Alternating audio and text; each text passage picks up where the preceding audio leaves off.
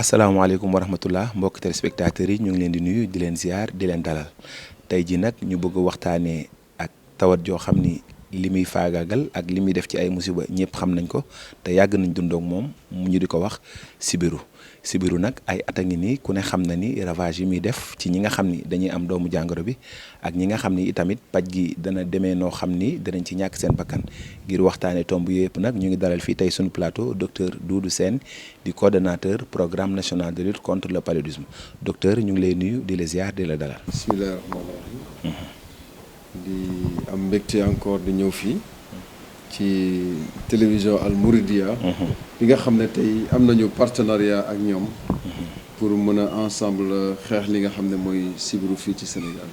docteur ñu nar a waxtaanee sibiru ak li nga xam ne moo ci aju yëpp laaj bu njëkk bi rek dafay jëm rek ci Sénégal sas bi nga xam ne da ko sasoo fekk ay atum 2030 mu jëlee fi feebar bii di sibiru loolu nekk na loo xam ne bëgg ñu ba ngeen ko waxee programme national ci jaarale ko ci état bi nga xam ne état du Sénégal mu ngi déroulé stratégie nationale de lutte contre le paludisme ñu bëri foogoon nañ ni teel na loolu tey ji fu ngeen si toll. waaw kon ginnaaw ba ma nuyoo téléspectateurs yi di ziare ki nga xam ne mooy suñu kilifa ñun ñëpp muy suñu Mountakha Mbacké di ko ñaanal bu yàgg fi loolu te wër di ñaanal jigéen yi nga xam ne ñoo koy gunge ci liggéey bi ñaan naal yi nga xam ne moom la naal suñu borom taxawu ko ba mu mën a am ndam ci li nga xam ne moom la ko Sëriñ Tuubaa sant donc di dellu si waat di wax ne rek ñun ñi nga xam ne ñoo yore wàllu xeex sibiru bi bañ ci nekkee ak léegi dañu amoon yéene lool wax dëgg fa yàlla objectif bi nga xam ne moom la état du Sénégal am pour faagaagal sibiru bi fii ak 2030 ñu mën ko waaxu boo xam ne dinañ ci egg ci fànn boobu nag ñu am ay jéego yu bari ñoo xam ne ñu ngi koy def tey boo gisee Sénégal ci fukki at yi mujj yi sibiru bi ku ne seetlu ne wàññeeku na bu baax a baax peut-être du ñu dugg ci données chiffres yi mais ku am seetlu rek xam ne sibiru baa ngi wàññi loolu nag li ñu ko may mooy engagement au plus haut niveau de l'État parce que tey jii ci wàllu ñi jiite réew mi bu ñu la jàppalewul doo ko mën ci loolu nag ñi jiital ci suñu président de la République parce que en 2018 ñii nga xam ne ñooy ay naataangoom africain président ñoo ko jox raaya pour Sénégal li nga xam ne am na ay jéego yu mu jot a def ci loolu ministre de la santé tamit di ñu gunge ci loolu vraiment di ñu jàppale bu baax mais loolu bu jàllee dafa nekk ne aussi dafa am ay jumtuwaay yu bari yoo xam ne dañ koy mettre en place pour xeex sibiru bi bu ci njëkk mooy wàllu prévention bu ñuy wax fagaru moo gën faju ci fagaru bi nag dafa am ay stratégie yu bari daaw boo xoolee séddale nañu lu tolloog juróom-ñeenti millions yi sànke ci Sénégal gi yëpp lu ñuy wax couverture universelle en moustiquaire loolu njëkkee mais également am na ci yeneen yoo xam ne li ñuy wax aspersion intradomiciliaire mooy pompe yi ñuy pompe ci kër yi pour mën a wàññi yooyu yi nga xam ne ñooy indi sibiru bi pompe boobu nag dañ ko doon def ci ay gox-goxaan yoo xam ne ay Kédougou Koumpentoum Koungheul ak Kaffrine côté boobu lañ ko doon defee mais ren ji dañ ko yónni boori Matam parce que Matam tey jii boo xoolee sibiru bi sax presque jeexoon na fa waaye dafa am ay gox-goxaan yu des yoo xam ne fa la gën a bare mais ren tamit xalaat nañu dugal ko fii ci Touba ci daara yi parce que daara yi dafa nekk gox yoo kii côté boo xam ne dafa xaw a sensible tuuti parce que xale yi ñoom ñoo gën a sibiru ñoom la gën a yàpp ba xam ne mën na leen a faagaagal lu gaaw ci fànn boobu nag ñu boole ko ak yeneen jumtuwaay yoo xam ne tey moom la ñuy wax chimioprévention saisonnière daaw defoon nañ ko yàlla dimbali ñu ba ñu am ci ndam boo xam ne tey jii waa Touba gis nañu sibiru wàññeekoo ci xale yi xam naa sax dinañ ñëwaat ci action combinée yooyu nga xam ne yéen a ngi koy def au service des populations ngir xeex sibiru waaye tey jii feek 2030 fukki at rek moo ci des tey jii bu ñu doon xayma li nga xam ne moo ñu dese ci jéego li ñuy fi ñu jëm ngir éliminer sibiru moo ëpp wala jéego yi nga xam ne moo nekk ci ginnaaw moo ëpp déedéet fi mu ne nii am nañu yaakaar ne jéego yi buñ ko ni ñuy doxee nii bu ci population bi jàppee parce que loo gis lu ne rek population bi adhéré moo tax mu gaaw a réussir mais parce que état bi mi ngi def kéemtalaay kattam jumtuwaay yëpp ñu mën ko am mais ni ñuy doxee nii am nañu yaakaar ne fii ak 2030 bu ñu yàlla dimbalee mën nañu am jéego yi ñuy doxee incha allah yàlla mën nañoo dimbale ba ñu atteindre ko mais loolu day fekk yeneen secteurs yi parce que sibiru aussi dafa nekk wàllu wér-gu-yaram boo xam ne dafa am yeneen secteur tey assainissement bi bu jaarul yoon tey Touba boo bëggee xeex tant que taataa yaa ngi bari du mën a sotti donc il faut que taataa ndox yi génn fi pour demain suba ëllëgee jumtuwaay yi nga xam ne wàllu xeex sibiru bi am nañ ko boole koog loolu mu am yaakaar ne dinañ mën a atteindre résultat kon mel na ni sas boobu ngir ñu teg ci suñu loxo waa kër docteur li ñuy def am na solo waaye yeneen secteurs yi nga xam ne tamit nag ci dañoo bokk ci pàcc yi war nañ tamit kenn ku ci nekk dugal ci sa loxo ngir objectif boobu ñu mën ci egg effectivement ak mobilisation communautaire bi parce que si feebar boo fi gis ci àdduna ñuy dal Afrique nii yu ci bëri bu ñuy dem ba di atteindre objectif élimination bi population bee ci jàpp parce que bu ci population jàppul rek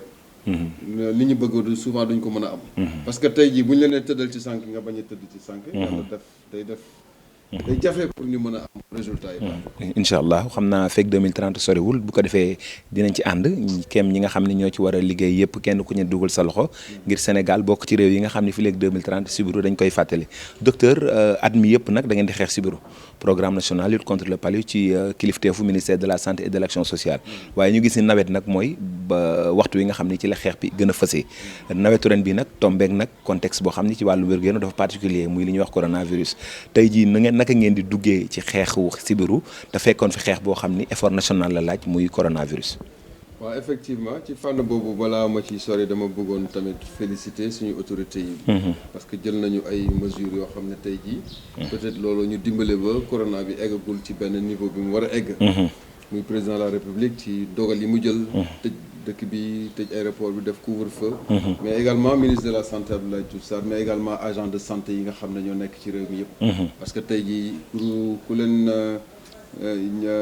ñu jara sargal lañ. jara félicité lañ ci effort yi nga xam ne ñu ngi koy def. donc ñu ngi leen di sant di leen gërëm ci effort yooyu mais également sant communauté bi surtout suñu xalif général bi. ñëpp gis nañ taxawaay bi nga xam ne moom la ci taxawee. di ko rafetlu bu baax. di ñaan suñu borom mu gën fay yàgg di gën a mën li nga xam ne moom lay def. ci fànn boobu nag li ma ci wax mooy ñaari sas lañ am. sas bu njëkk bi mooy fexe ba coronavirus bi bañ a gën a law. bi ci des mooy feebar bi nga xam ne mooy sibiru nekkoon fi yàgg fi. ñu continuer di xeex nañ ko daan xeexee. mais comme ni ko sëñ bi waxee rek. moom il faut ñu dund ak moom. donc waaye mu ñu noo tere continuer liggéey bi. incha allah ba tax na donc ni ñuy def mooy jumtuwaay yi nga xam ne moom la ñuy yokk ci xeex bi nga xam ne moom la ñuy xeex. mooy fexe ba di sol masque yi. di raxas loxo yi. waaye continuer di xeex sibiru bi. ni ñuy xeexee sibiru bi nag mooy campagne bi ñu jëm. muy campagne chimioprévention ñu def ko. campagne AID bi mooy aspersion intradomiciliaire nga xam ne dañuy pomper kër yi. fi ñu ko war a def ñu def ko fa. xale yi nga xam ne dañuy feebar nekk xale. bu ñu seen yaram tàngee ñu war a mën a teel a dem jigéen ñi warul yi nga xam ne dañu war a tëdd ci sànke ñëpp war a tëdd ci sànke gaaw mais nawet bi ñëpp baaxee nañ di xam ne ci la yooyu gën a bare ci la ñu war a tëdd ci sànke bi ci des mooy chimioprévention saisonnière bi ñu war a dérouler ñu fexe ba def ko mooy doom yi nga xam ne dañ koy jox xale yi pour sàmm leen et aar leen loolu nag bu ko defee population yi dalal seen xel ne ñun jël nañ matuwaay yëpp tey agent de santé yi même bu ñu ñëwee ci kër yi dañuy jël ay matuwaay yoo xam ne dinañ leen protéger contre ci coronavirus bi donc loolu daal la amoon lu ma ciy wax ci fànn boobu kon loolu day mel ni sas la boo xamante ni si dana nekk ci mbaggu ñi nga xam ne ñoom ñooy waa kër docteur coronavirus bi daf ñoo dab waaye naka jekk sibiru moom daf fee nekkoon tey li nga xam ne moom la def ci musiba ku ne gis na ko tey jii docteur ñu ñëwaat ci xeex sibiru bi kuy wax élimination am nga jéego yoo xam ne war nga ko teg xeex bi gën a baral jéego yi egg ci préélimination tey jii bu ñu doon cartographier feebar bi di ko nataal ngir nit ñi mën ko gis ana yan zone ñoo xam ne jamono ji jege nañ objectif élimination bi. tey bu ma defee xayma bi. ci wàllu kii loolu ñu ngi koy wax cartographie wala stratification. parce que bu ñu nee tey am nañu lu tolloog 350 000 cas ci Sénégal. 350 000 cas. xam naa pour ma expliquer ko ci wolof day xaw a jafe ci man. waaw mais 350 000 cas yooyu du fépp la nuroo. mooy juróom-ñetti junni ak juróom fukki cas. juróom-ñetti junni ak juróom fukki cas. loolu boo ko xoolee tey. lii di Kédougou. di Tambacounda. di Kolda moom la ñuy wax zone rouge mooy zone bu xonq bi. fa la mën naa ne sibiru bi gën a concentré wu. parce que 350 000 cas yëpp. 80% yi c'est-à-dire téeméer boo jël. juróom-ñetti fukki yi foofu lay amee. ñi ci faatu ñu ngi tolloon ci à peu près 260. ñi ci faatu tamit boo jëlee tey nii 81% yi tamit. ñu ngi koy gis foofu ci zone boobu. Kolda Kédougou Tambacounda. fa la gën a bare. ñi ci topp muy région centre muy Diourbel nga xam ne Touba ci la bokk ak Kaolack ak Fatick la sibiru bi gën a bare. mooy ñaareeli ñi bu ñu doon rangé tey jii. fa la ñu nekk. Touba def nañ ay jéego yu bari. parce que daaw wàññeeku na bu baax a baax.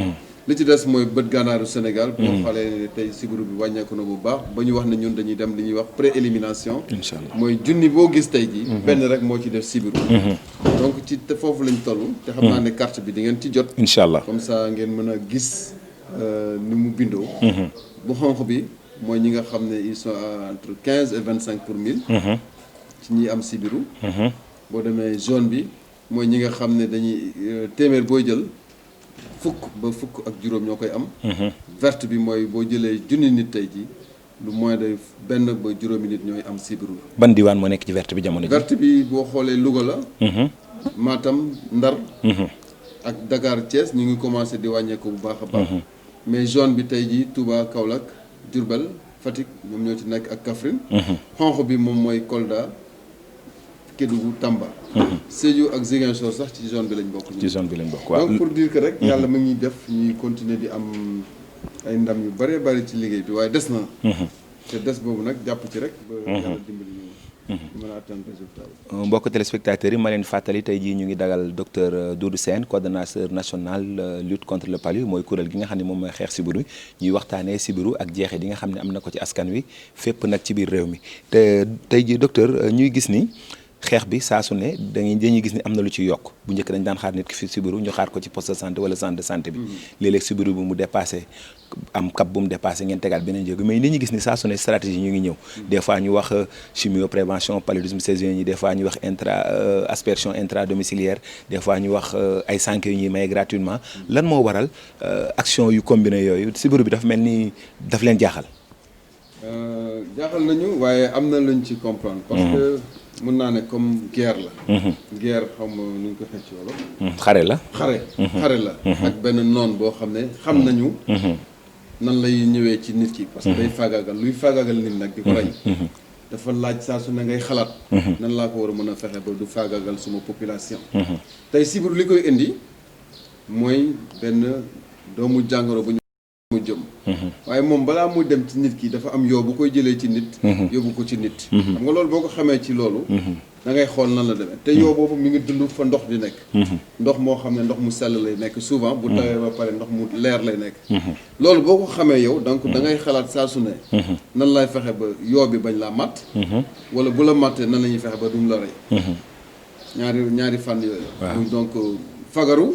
wala boo fagaru tey bu la laalee. nga faju nan ngay fexe ba faju donc ñu def nag que ne état Sénégal jël jumtuwaay yëpp. mu bari bu ci njëkk mooy fagaru bi. fagaru bi mooy sànke yi ñuy jiitu. bi ci topp mooy xeex ak yoo bi ci boppam. ba nga xam ne da nga koy faagaagal wàññi ko moom balaa mu lay faagaagal. bi ci des mooy ñi nga xam ne dañuy nekk ñu gën a sensible. muy ndaw ñi ak xale ak jigéen ñi. am na ay matuwaay yu ñu jël mooy fexe ñoom ñëpp di tëdd sànke. mais tamit bu nawet bi jegesee li ñuy wax chimio prévention parce que dañoo def ay études. parce que man ba ma nekkee Kédougou nekk médecin chef de région foofu. ci lañ ko tàmbali woon en 2008. ñu seetlu ne boo jëlee doom yi jox ko xale yi. ñu koy naan à partir de juillet fi nawet bi dugg si. waaw boo ko defee ñeenti weer yu tegloo xale yooyu dañuy mucc ci sibiru. mooy comme bu njëkk ba dañ daan def Nivaquine. ñëpp xam nañ Nivaquine. bii pas presque Fansidar la parce que il sulfadoxine pyrimétamine ak amodiaquine bi moom la ñuy utiliser mooy Fansidar. donc mu nekkoon ñaar yooyu lan lañ ci jublu pour bu la yow bi màttee tey. doomu jàngoro bi dugg sa yaram dina fekk garab ba nekk ci ba pare. garab bi c'est vrai am na ay effets secondaires. boo ko naanee am na xale yu wàccoog yooyu. mais loolu yëpp moo gën sibiru boo xam ne da lay faagaagal. parce que boo wàccoo wala def noonu bu ñu demee ci dispensaire mën nañ leen jël en charge. donc muy jumtuwaay yi nga xam ne am nañ ko. yooyu nag pour nga mën a xeex sibiru bu gañe ko. il faut nga boole yëpp nga wala boole ko. parce que tey jii boo gisee guerre muy am armée de l'air. am na armée de terre. ñii renseignement donc lépp ngay jël rek teg.